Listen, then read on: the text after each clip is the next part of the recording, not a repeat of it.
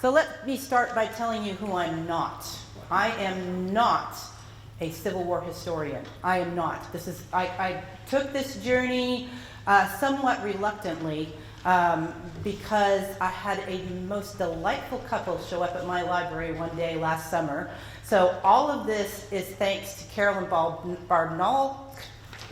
Bob Nall, let me say your names right, so I want to get that right, who showed up one day at the library when I was ridiculously busy. It was just one, everybody says, what do you do at the library all day long? I do not sit and read. That is a myth. I would love to be able to sit and read all day, but that is not what happens.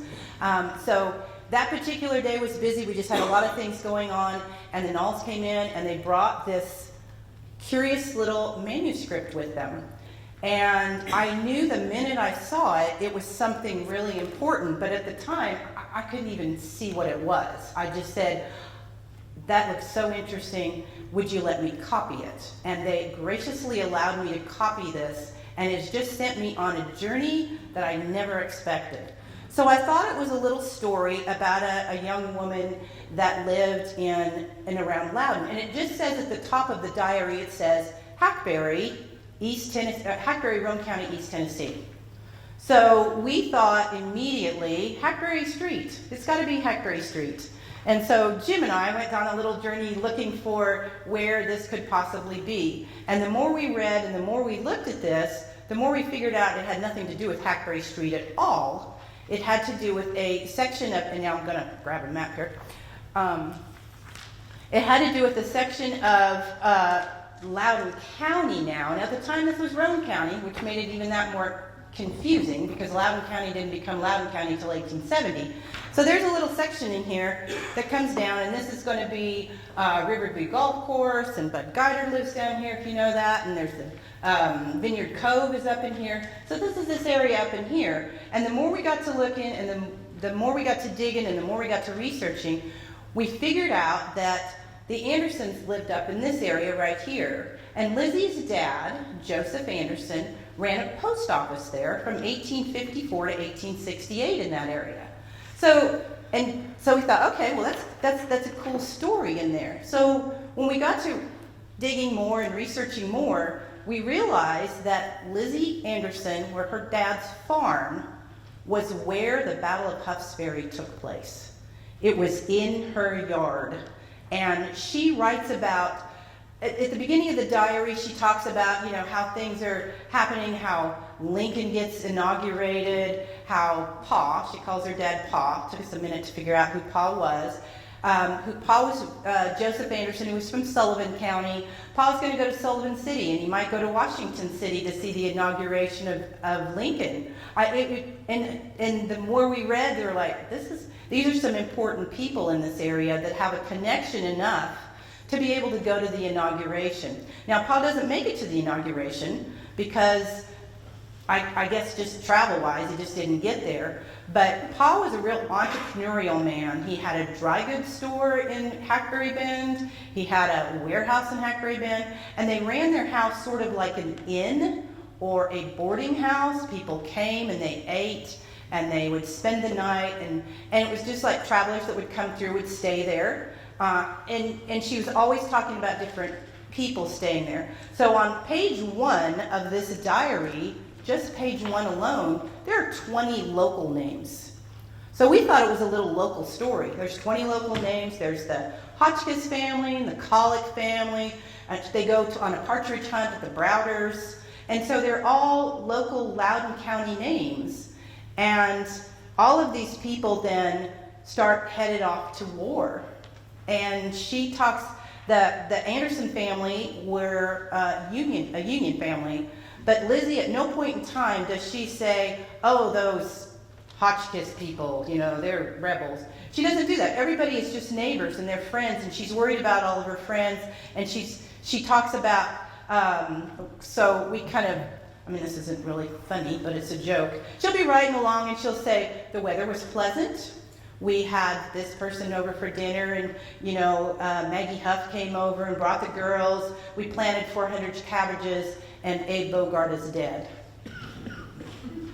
It's just an interesting slice of life where she just chronicles everything, and it starts out in 1860 pretty normal. There wasn't a whole lot going on Lincoln had just gotten elected, and they're working their way through the things. And you can tell, and they had to have known that something was coming. But at 20 years old, sitting in the middle of Tennessee, she probably had absolutely no idea that there was going to be a war like this. And even the experts at the time probably thought, well, they did think, because it's been written, they thought it'd be a little 90-day war, it'd be over, we'd go on about our lives. And then it turns out that she is actually sitting in the middle of history, writing it down from a front row seat. So as time progresses, she talks about the different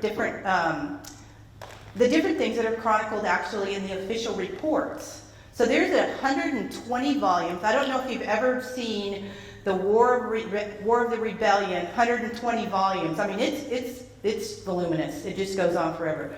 So I actually grew up in a little town in Nebraska, and there was an even smaller town nearby, the town of Orleans, Nebraska. It's just a town of maybe 300 or 400 people out in the middle of the plains, and they had all 120 volumes. And because I'm just me, I would read those. I would pop over and I'd get a book and I would read those for fun. And so I was familiar with those volumes and those books. So when I got this diary, I thought, this is familiar. These stories are familiar, and I've read some of this because I read some of this in those books in that library. So I started to research. So the book itself started out as I was just going to transcribe the diary, and I should probably wheel back and say, sometime this summer I'm getting a book published based on this diary. I've transcribed the diary. I've written the history all around the entries of the diary, and but this is not a book about the Civil War. I want to be clear about that.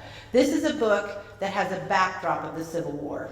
This is a young woman at the home front who's doing normal things, and it just happens to be a war around them. So she does things like, if you got a handout, those are some recipes that she put in this diary. She put recipes in the diary. She put poetry in the diary. She noted people in the diary. She talked about events and things that would have happened in 1860. And the diary starts out as sort of lighthearted, and then as time goes on, it gets darker and darker as the war kind of closes in around her, and it gets to literally in her backyard. And so when the skirmish here at Loudon took place, it actually took place in her backyard. So she's witness to that. So I'm going to read to you a little bit from the climax of the diary, because that's what everybody here knows. They know about the skirmish that took place at Loudon. So, and truthfully, it's a skirmish if you're in the military, it's a battle if you're just a civilian, because if I saw 43 people killed, I think I'd be pretty traumatized. That would be a big deal.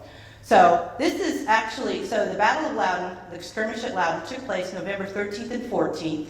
The majority of it took place on the afternoon of the 14th. It only lasted, the actual major part of it only lasted about 15 minutes. But this one, she recaps it a little bit later. So she always usually starts out with the weather. Almost every entry, doesn't matter what's going on, she starts out with the weather. So in December 12, 1863, she put Saturday night quite late. All are gone to bed, but Amanda's her little sister. It is raining tonight, because she always has to do the weather. The last few days have been very pleasant. Jim and I always talk about how everything was either pleasant or not very pleasant. That's the way her days were. We've had stirring times here for a while. 4 weeks ago on November 14th, that night, we was informed the rebels was across the river. There were several gentlemen that had left their homes. They, with Uncle George and Brother Sam, left in a hurry. That was about 11 o'clock. So at the time,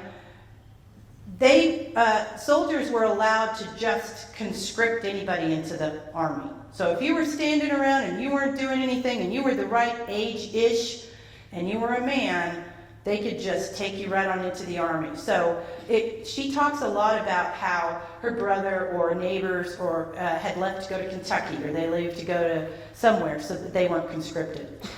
We was up all night. The Federals had a few pickets at the place they crossed. So all of this stuff laying in front of me are parts of this. So it shows where the pickets, we can show you where the pickets were, the guards that were watching, all of this. So we found all these maps that go along with this so we can illustrate it. The Federals had few pickets at the place they crossed. They had to leave. The rebels put down a pontoon bridge at Mr. Huff's early Saturday morning. The Federal pickets fell back to here. There was a right smart of firing. One man was slightly wounded. We see nothing of the rebels until evening. Oh, I'm going to lay that there. When the two companies of cavalry came down. So the two companies of cavalry are going to be the Union. And so they're coming down, and when near the big spring, the rebels commenced firing on them, which they returned. One Federal was shot at Mrs. Johnson's. He lived a few hours. One horse was shot in the meadow. They then came back firing occasionally until they was right by the house. The rebels came up in the opposite direction and fired on them. One man was in here when they commenced. His horse had been killed, so he was left afoot and was captured. So think about that. Here's a woman that's just in her house, and all of a sudden this battle starts taking place around her house.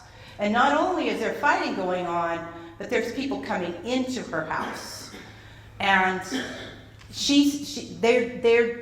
I protected them. I don't know what they're doing. So they're coming into the house, and we happen to know that at this time, her pa was gone. He was out traveling, and he ran this dry goods store, and he was out trying to get dry goods. So basically, it's women and children in this house, and all this battle, this skirmish is going on around him, and they're shooting. Another one was captured. His horse was killed near the gate. Some balls struck the house. Think about that. So you're in your house, and there's a battle going around. There's soldiers trying to get in, and now balls are hitting your house.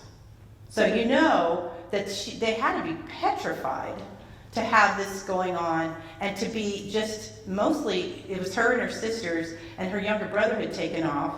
Her older brother lived in Loudon, and the rest of them, so it was just them all home by themselves.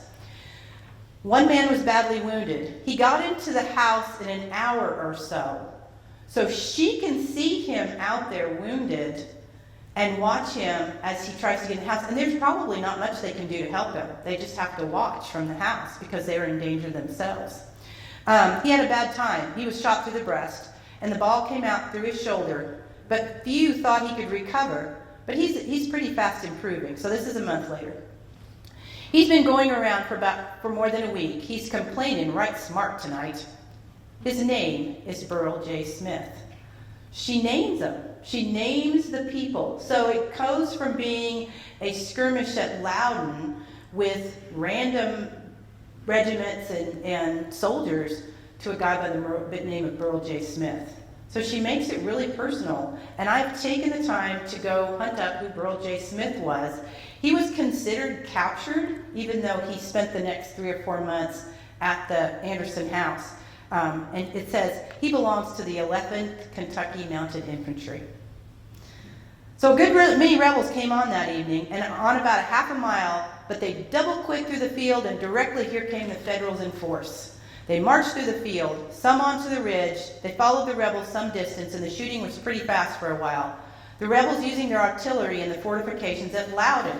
So what was going on is there was Confederates at Loudon on the other side of the river, and they were shooting into the skirmish, into the battle over there. So they're shooting at the Anderson house, essentially, because that's where the battle was taking place, which would have been, Vineyard Cove. It's basically, there's a ridge right over there by Vineyard Cove. If you're familiar with the area, if you're not, we'll show you on the map when you get done here. But they were shooting this artillery in, and they're shooting over there. So then she says, General Burnside, General Potter, and General White, and I think some other generals and a host of officers stayed with us that night. So she is hosting, the generals are staying at their house. Now, that's not unusual for generals to commandeer a house, but that's not what that sounds like to me. It sounds like they just spent the night at the house. It doesn't sound like they took it over, but I think because Pa was so involved, he would walk around and he would talk to the soldiers that were probably in the area of this case. He would walk around and talk to them, and I think he built a relationship with them. And he would go and tell them, hey, we've got corn over here. And so he had built a relationship with the Union soldiers over there. And so consequently, Burnside, Potter, and White felt comfortable just staying at the house. We expected a heavy fight the next day, but early Sunday morning, the Federals all left, and how sorry we was. This is really chilling when this next line, because we looked this up. We actually looked this statistic up yesterday. There were 43 men killed and wounded that evening. They belonged to the 13th Kentucky Regiment. They did all the fighting on the ridge. One is buried at the shop, which would have been the dry goods store, and 4 at Wilson Collex. One was killed at Mrs. Johnson's that belonged to the 11th Kentucky. So she's really specific. So we went back and we looked at all the records and we found a list of those, didn't give the names of those killed, but gave the numbers. And there were 43 men killed.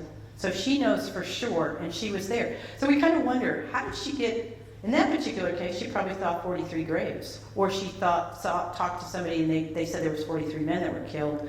But it's a pretty specific number to know, I think.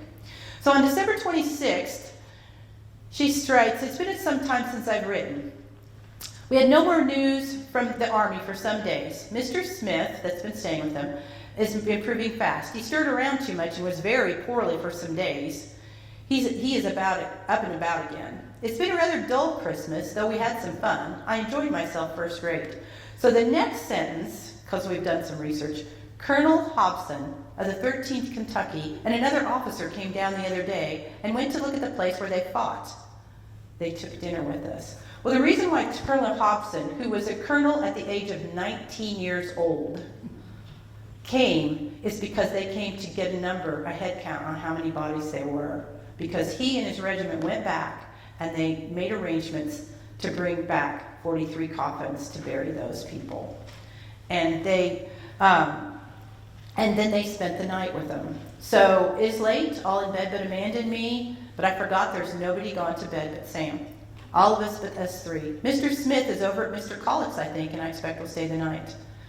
There's been more shooting than common this Christmas and bursting of bombs, any number of them. The rebels left plenty of ammunition to supply the citizens around for Christmas shooting. So when the Confederates took off, the rebels took off out of there. They had just abandoned things. When the Union took off after the skirmish at Loudon, and they left and went over the hills. To them, I'm sure it was a mountain. It was pouring rain. If y'all are from East Tennessee and you've been here in November, you know it can rain relentlessly for days. And you know how that thick Tennessee mud can cling to everything. So they were pushing their caissons full of weaponry, and they were trying to climb up the hills, and they were trying to get away, because the whole point of the battle at Loudon was that they were, Burnside was trying to keep Knoxville. The Union were in Knoxville, and they were trying to keep Longstreet's men from coming in and taking over the city. So they had, Colonel Potter and White had orders to keep the Confederates from getting to Knoxville before they could get it fortified. So they went out of their way to stop them. They stopped them here at Loudon. They had some skirmishes at Lenoir City, and then they had a big battle at Campbell Station. But they met their objective. They kept it so that they could it's called Fort Sanders now, but something I didn't know before, when the Confederates held it, was called Fort Loudon. And I didn't realize there was a Fort Loudon, 2 Fort Loudons in East Tennessee. There was a Fort Loudon in Knoxville. And so the Confederates they'd given it up to the Union, and the Union then kept that because of this skirmish at Loudon and the one that happened at Campbell Station. So this little diary that I thought was just this young woman keeping track of what was going on in East Tennessee. She got a Christmas present probably, or it was just a New Year's thought, a resolution, I'm going to keep track of things in a diary. Had no idea when we started this that it would culminate with something as important to this area as the battle here at Loudon. So it was a project that was just kind of grew into its own. So we've been looking around, I've been asking around, nobody knew where Hackberry was. So we have looked and looked and looked, and we finally found, Jim actually found it, I didn't find it, it was in his office. We finally found a map that actually says Hackberry Bend on it. And it's right where we thought it was. And Hackberry Bend is actually listed on the 1860 and the 1880 census records. Now, the 1870 census, whoever to the census taker was that time, put London. It doesn't say Hackberry Bend. It doesn't say Loudon. It says London. So all of these people are very posh. They moved to London for about 10 years, and then they came back. But it's the same area. It's the same people. We've tracked it.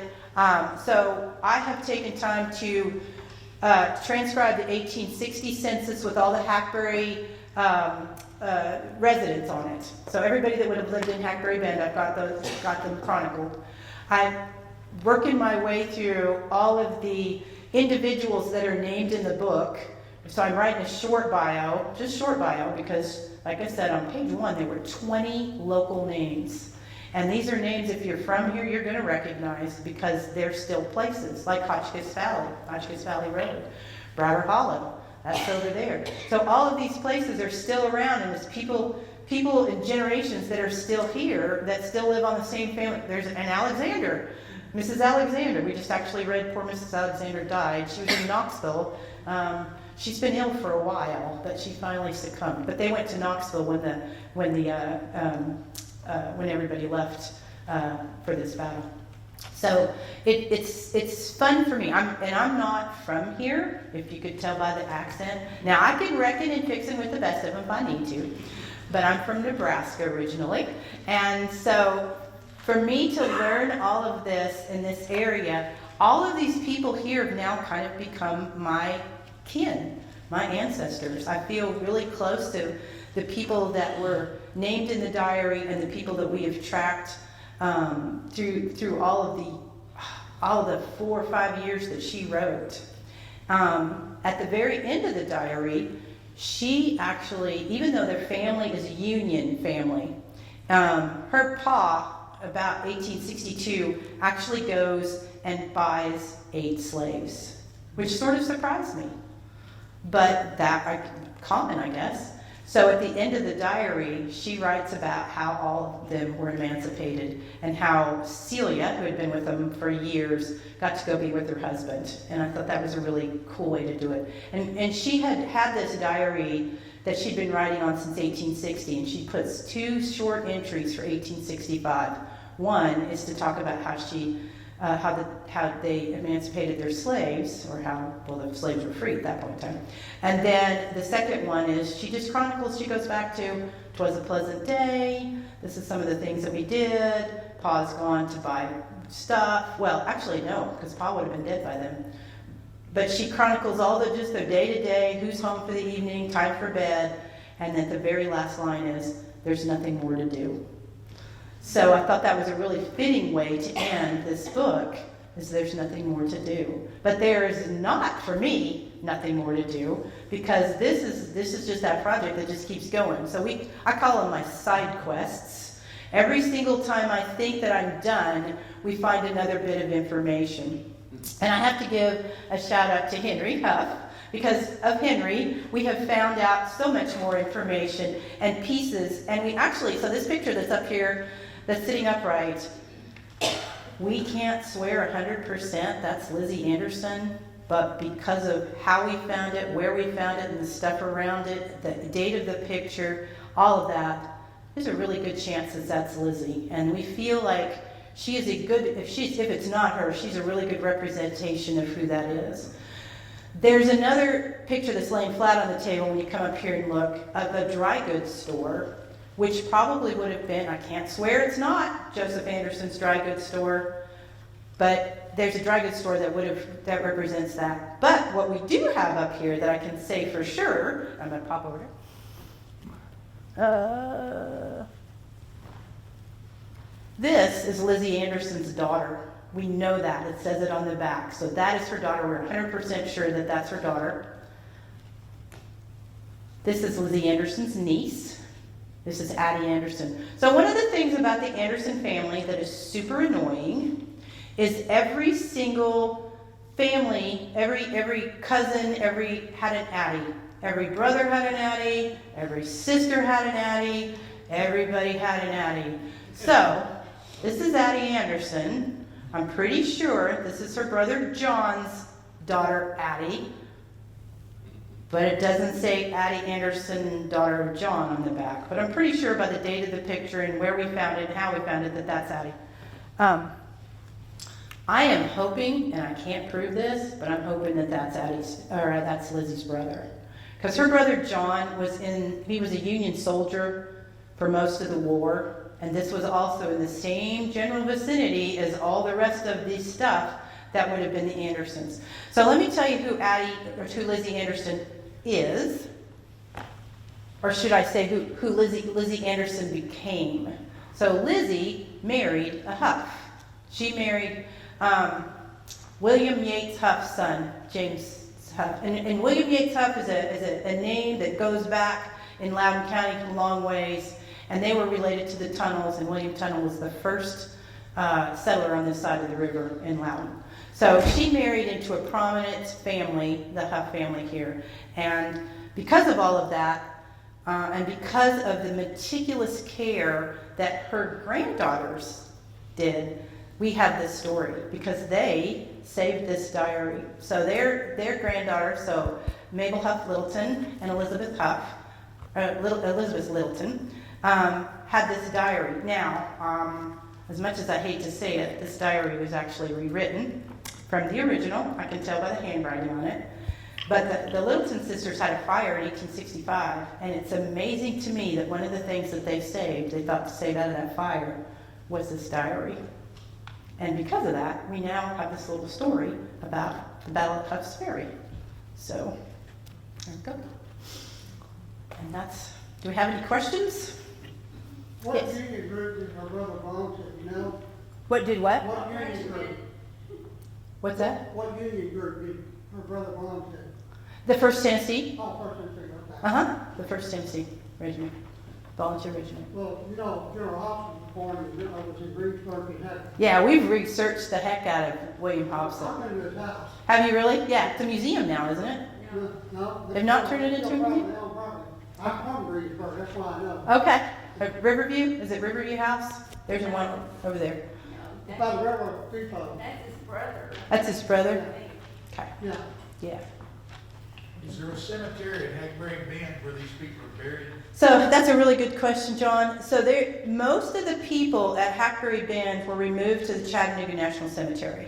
And I have those internment records. I've been going through them. Unfortunately, you can't just search Loudon, which makes it difficult. There are like 900, and I'm not kidding, 900 pages of lists. So I have been reading through diligently to find all the Loudon. Unfortunately, there's a few of them that are written, they're buried under like ST instead of a name. So we don't know where Lizzie's buried. I do know where Lizzie's buried. I absolutely 100% know where Lizzie's buried. Actually, I know where most of the people that are in this diary are buried, and it'll be in the it'll be in the biographies in the end. But Lizzie Anderson Huff is buried at Steaky Cemetery. Yep, she's buried at Steaky. And if they're not buried at Steaky, they're buried at New Providence Baptist Church. And we have found most of the people listed in this diary. We found their graves, or at least a listing for their graves. So yeah, and you can pop on over and see Lizzie's grave. So yes. Is the diary being published? Yes, thanks to the Knolls for bringing me the diary. I have now transcribed it and I've written all the history around it. Again, it's not a Civil War diary per se, because I'm not a Civil War historian. That being said, every time she mentions a battle, I did my due diligence and I looked it up and I gave at least a little synopsis of the battle. But you're going to find everything from how to dye wool, and at that time they used something called oil of vitriol, which is sulfuric acid. So they took indigo and she dissolved it in sulfuric acid, added some other things, and dyed wool, which I can't even imagine putting that on my skin, but whatever, that's not. So, any other questions? Yeah. So when will that book be When will the book be published? Well, the goal is to have it done by my birthday in July. But you know how that goes. So I have the diary written, I have the diary transcribed, I have the history written. The thing that takes the longest, besides verifying all the facts, is writing those bios. So I've got those pretty well wrapped up, but she wrote about every single neighbor that was in the area, everybody. And I'm telling you, she told who had dinner, and I actually left it all. I thought about editing some of it out, but you know, there's something in this diary for everybody. So there's, like I said, recipes, there's poetry, there's information about, you know, local stuff. She talks about neighbors, she talks about the soldiers coming in. She recreates everything in that diary, and I just didn't see any reason to take her words out of there. So I took, for every entry that I put in there, not every entry, because sometimes it was just, it was a pleasant day and we planted some cabbages, but for everything that had any sort of significance, I'd have taken and made an entry so you would know why that was significant, or you would know why that person mattered, you know, what he did or what mattered in that time. So, yes? What was the population of Hackberry again? So it was so I counted, that was on that, census record, and there was about 296 people that lived in Hackberry Bend. Yeah, isn't that crazy? Yeah.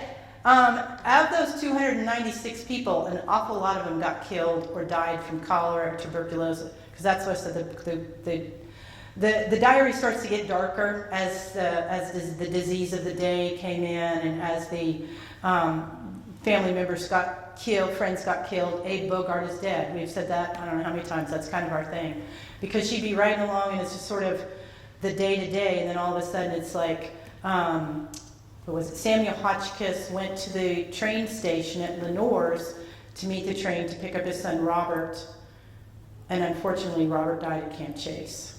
So Samuel didn't know that. He thought he was going to go pick up his son, and his son didn't make it back. So this the more we read this, the more personal this gets, and so it feels to me like a personal loss, like a family member or friend gets killed. So yeah, but yes, ma'am. Where for your research, internet? Well, so Where did you have to go? so the magic of the internet is super helpful. That and the fact that I pay for a lot of databases. So I started out with 120 volumes of War of the Rebellion. If you want to read that, it's a little light reading. It'll totally put you to sleep. So I started out with that. That is actually online at Cornell University. You can look people up on that. So that was an amazing resource.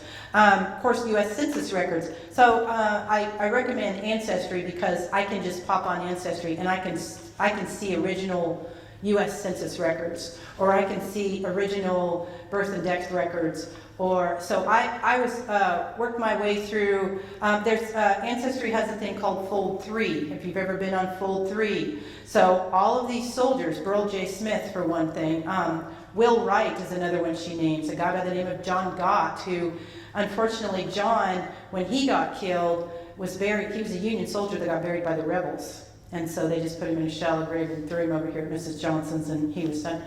But I could go through and I can find their military records, and I can look and I can read all the way through their military records, if they were absent or present, how much they got paid, how much they, whether they owed for their, effects, if they lost something, if they were buried with something. So that was another thing. I've been to the Library of Congress website. You can search through there. I've been to the, trying to think what else we did.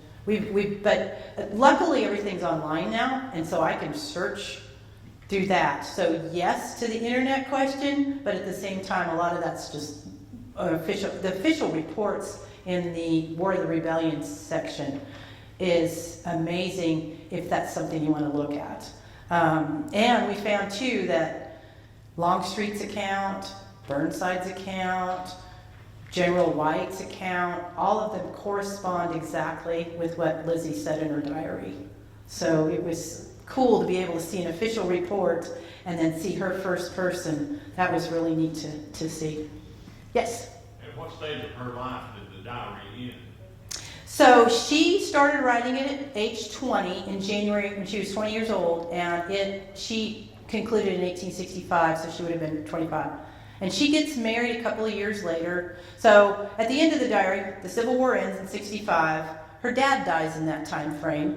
And then she gets married in 67, and then her brother John, that had spent all those years in the 1st Tennessee during the Civil War, he dies in 68. So it's just like boom, boom, boom, lost a lot of family members right in that time frame. So she would have been an old maid at 25 getting married. So, any other questions? When did she die? She died in I don't see who said that. She died in 1881 after the birth of her last child. So Lizzie Anderson's family was pretty prominent in Tennessee, early Tennessee history. So she had an uncle that was actually named John Ray, who, her great uncle, was actually early on instrumental in helping develop or get Tennessee started. And Ray County is named after him, R-H-E-A. And then her husband, well, her dad's family, Joseph Anderson, Anderson County is named after one of his ancestors. So they were pretty movers and shakers. They were, I would say, they were affluent. They were. She's well written. She's had education. Her father helped start a girls' school here in Loudon. He had this. He was on all kinds of boards. He's listed as an Esquire. He was just a mover and shaker, which is really interesting that no one really knows the name Joseph Anderson here. The Anderson sort of kind of dottered out, I'm going to call it. They dottered out. And the Littleton sisters, the Littleton sisters.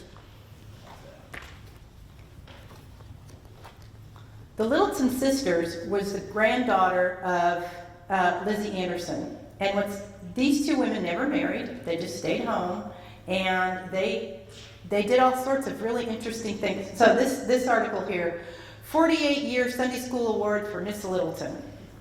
So she made it to Sunday school no matter what, including the day her house burned. She still made it to Sunday school that day. Unbelievable. In 1965, her home burned early on a Sunday morning. Practically everything, including her clothes, were lost. But friends called Jack Farmer to have them open his store for Mabel Huff and her sister Elizabeth to purchase clothes to wear so they wouldn't miss Sunday school and church. She had to take boots to wear because there were no shoes the right size in stock. And boots were all right because there was no snow on the ground. I mean, this woman was devoted. She had, when the church burned, she went to Sunday school, at least to the smoldering ruins, to mark the record. I mean, this woman was dedicated. So she was the postmaster in Kingston, and by golly, she did not, I don't care what was going on, this woman did not miss any, she has a perfect attendance for 50 years. So she and her sister, so she was, Mabel Huff was the postmaster, and then her sister Elizabeth was a school teacher, and she was your school teacher, wasn't she, Bob? Was Elizabeth Littleton your school teacher? English teacher, yeah. So they kept a weather station and reported weather for years. So this is a little story. 1973 really was all wet. 76.91 inches worth, tabulation shows. These women kept track of that for years. So they are their own interesting little story, that they kept track of all of these things in their community, and they were supportive of their community by going to Sunday school and being involved socially, and then they were also keepers of history, which I think is really neat that they would keep this. And back at the library, I've been borrowed a huge scrapbook that I think it was their mom kept. And I'm not exaggerating when I say that scrapbook is this big. And she kept track of everything. The history of Kingston, the history of Loudon, the history of Loudon County, Blair's Ferry, Huff's Ferry. I mean, it's all in this. And it's all newspaper articles that they kept over the course of time. And it's huge. And it's side quests. I have to, because there is so much stuff in this diary right here that gets me, it's hard to stay inside and stay focused in there. But every time I find something, I'm like, oh, side quest.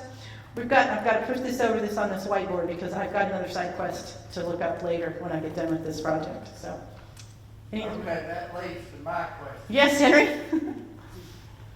In this adventure and journey Yes. that you have had, Mm-hmm. you call them side quests. Yes. Rabbit holes. I want to know what was the most surprising, and second, what was the most attractive for maybe future attention? The most surprising. What's the most surprising? Well, the most surprising, I guess, was when we got to the point where we went, this is the Battle of Huff's Ferry took place right here in this diary. I think that was the most surprising historically for me. Gosh, and what was the other one? The On the side quest. what is the one that you're most attracted to and most likely to try to trace? Okay, so so I found a whole stack of letters. This is thanks to Henry. So Lizzie marries James Huff, and he had a sister named Maggie. And Maggie must have been the hottest number in town because there are a whole stack of letters of men courting her. And they're hysterical, actually. They're just absolutely hysterical. And I don't think she felt the same way. So, but she didn't necessarily tell him no. Because the one guy, his name's James Campbell Owings, and he kept writing from On the Mountain, which turns out to be Post Oak Springs. He kept writing on the mountain, and he would say, are you my darling yet? When do I get to see you? Oh, I'm sorry, I destroyed your pictures because you broke my heart. Oh, can I have another picture? Can I, what's he do? He said, and at the very end, he finally says, I'll give you back, I don't have your picture anymore. I'll give you back your ring, but I'm going to have to remit for the knife because I can't find it. It's just funny, but it's just a whole love story. And all of those letters are written in 1866. They're beautiful. They're beautiful handwriting, but he's not the only one. She gets letters from R.P. Hill that's quite flirty. And then she gets letters from, she writes back and forth to cousins to get like romance advice. And the whole thing, that's a side quest that I've just really enjoyed that I've had to put over to the side and I found a picture of her. So that was kind of fun as an older woman, but I found a picture of her. So. Sounds like you could write a sitcom for TV. I could totally write an 1866 romantic comedy.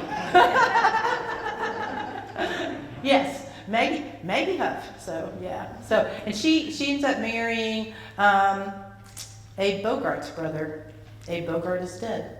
She marries Hiram Bogart. So yeah, no, she didn't. She married Sam Anderson. It's the other sister, the older sister married Abe Bogart's brother. So they're all intertwined. I mean, I guess if you got 300 people in Hackberry Bend and they're all kind of close, they all kind of intermarried. So we look at the same names over and over and over. So 3 Huff siblings married 3 Anderson siblings. So so all of this history is kind of entwined that way. But they're all buried at New Providence Baptist Church Cemetery, or they're buried at Stikey Cemetery. So you can go to both places, and I thought it would be kind of fun almost to give a cemetery tour of just the Huffs and their families and the Andersons and their families in those 2 cemeteries. Does Lizzie ever talk about going into Loudon to give us an idea of what All- Loudon was like in 1860? All the time. She goes to Loudon all the time. Did she mention landmarks? Not really. She just mentioned stores. They go to the store. Her oldest brother, whose name is Robert Ray Anderson, had several stores throughout Loudon. And so he and his dad were extremely entrepreneurial. They must have had a store in every corner because they were all over the place. So they were back and forth. What I find interesting is she goes to Loudon constantly, but if you look at the map, you know that the only way to Loudon was on the ferry. The only way to Loudon was over Huff's Ferry. There's no way to get from point A to point B without crossing that river. and she never once mentions the ferry. I guess it was just part of her everyday commute. So, we went to Loudon today. Pa went to Loudon today. Robert's back from Loudon today, and not one time did she mention the ferry in that whole. Does Okay. she actually call it Loudon? Because Loudon. Yeah, she calls it Loudon. Yeah, Pa went to Loudon today. Robert's at Loudon today. We went to Loudon to see Robert and Emily Huff. They're back and forth to Loudon all the time. Where did Henry come in? This Henry? So Henry is so Lizzie marries James Witt Huff, and James's brother is William Ebenezer Huff the first, and William Ebenezer Huff the second is Henry's grandfather, and Dick Huff, William Ebenezer the third, is Henry's dad. So that's how Henry comes in. So yeah. So when I saw she married a Huff, I knew who to call immediately. Yeah. Yes, ma'am. Does she mention the Lenores? All the time. Yeah. She talks about A.S. Lenore dying, and they go to Lenore. So she always talks about going to Lenore's and getting on the cars. The cars at Lenore's were just the train. So she's constantly going to Lenore's and getting on the cars, which I think is interesting. She goes to Knoxville to the Bell House. So that's apparently it was a school in Knoxville that I didn't know anything about. This has been, for me, such an interesting journey of learning history, and I thought I knew a little bit about the Civil War. I know nothing, obviously, because I've learned it all, I think, through this. What do you know about Nebraska history?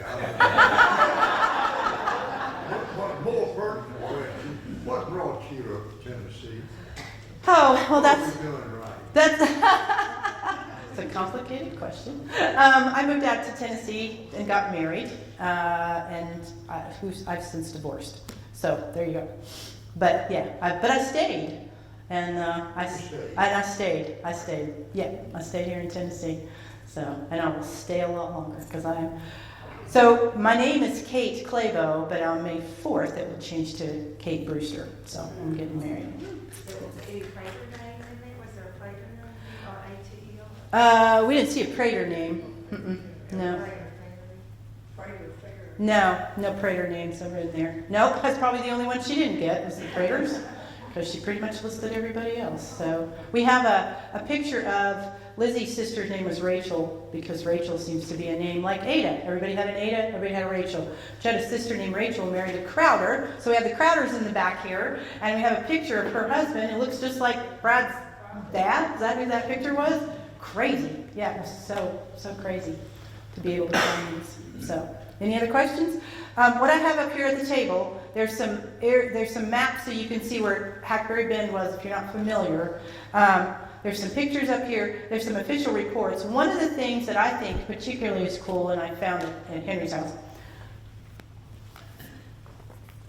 these are actually handwritten permission slips for Maggie Huff, the infamous Maggie Huff, who had all the boyfriends. One of them, which was J.J. Harrison, Dr. J.J. Harrison. But this is to allow her to go through the picket lines back and forth, so that she could get back and forth through, so that they would know that it's okay for her to go. Because at the time, I mean, in the Civil War, during that time frame, they couldn't even go to funerals. They weren't allowed to congregate. But she gets permission to go back and forth across the pickets. So I think that was cool. Underneath here, this map with the blue dots on it, that's actually a Civil War map that's drawn of Loudon. And it was just, I am so ridiculously fortunate to sit in a library that has an almost unlimited resources for this. Once I knew what I was looking for, I found maps, and I found names, and I found books, and I found all kinds of things that continued. Even though I do a lot of work online, because that's just easier for me to research, I can go in and pull a resource and say, oh, here it is. This is this book. And there's this information, so we can back it up with that. So, any other questions? Well, thank you.